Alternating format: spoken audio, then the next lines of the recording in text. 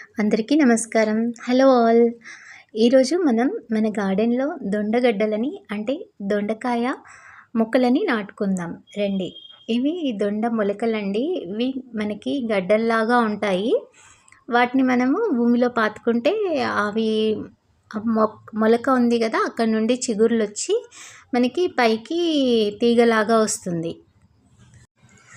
దానికి మనం ఇంకా కొంచెము తీగలాగా పైకొచ్చే వరకి చూసుకొని, దానికి మనం పందిరి కట్టుకుంటే ఇంక మనకి ఇవి సంవత్సరం పొడుగునా దొండకాయలు కాస్తనే ఉంటాయి.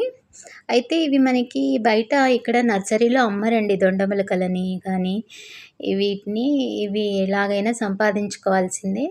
నేను వీటిని ఎలా సంపాదించానో మీకు నెక్స్ట్ వీడియోలో చెప్తాను. ఇది రెండవ మొలకండి.